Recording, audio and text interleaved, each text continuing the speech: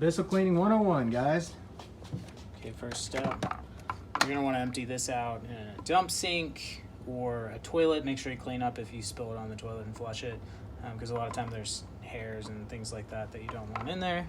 Going down a sink, because then we'll be calling plumbers out every month. Next step is you pull up and out to remove this guard, and you can see it keeps a lot of the gunk in there. And then pulling straight up on your roller brush removes it. As you can see, it's really dirty.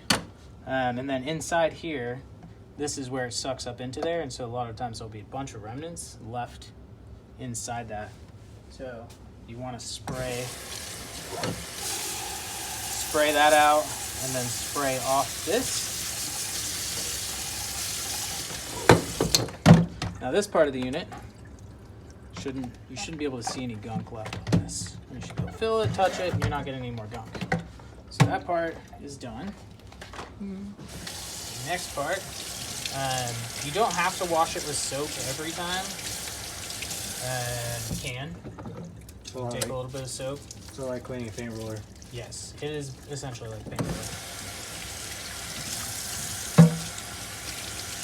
But the important part for this is that it dries. It's usually not terribly dirty, and if you squeeze it, it'll get fine there. Occasionally some maintenance will have to be done where you'll have to remove hairs off of the roller. This particular model is designed for hairs that we're doing here. It's the PEP model.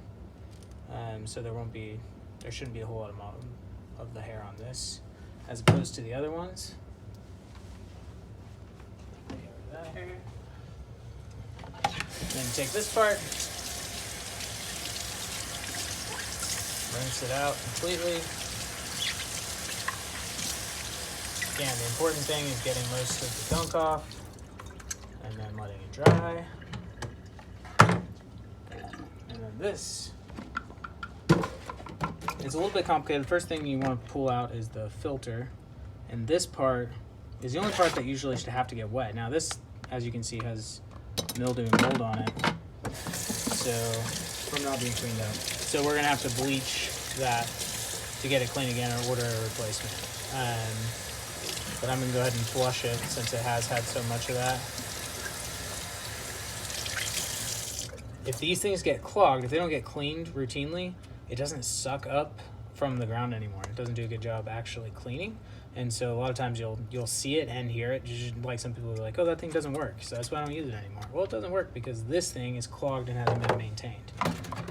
Next piece is this, and you just want to run water through it, around all the edges. A big bunch of stuff always accumulates there. Doesn't have to be perfect, just rinsed and dried, and then it won't smell bad when it's done. When you smell it, this thing shouldn't be smelling, it's just plastic. This particular model is the PET one that also comes with a remover to help get some of the hairs and stuff out. But you'll take this out, rinse it, ready to dry, and then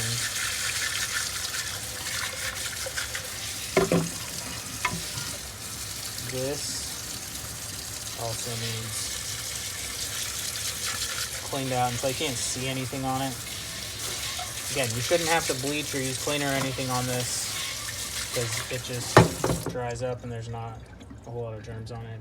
Occasionally you're gonna have to spray this thing out and clean it and scrub it if it gets like sitting. If somebody forgets it, that's how you want to get it back to normal. But take all this stuff, put it somewhere where it can dry, preferably like overnight. Where's my screen at? There it is. So you just separate all these things and you want it to dry overnight, and it's good to use again at that point.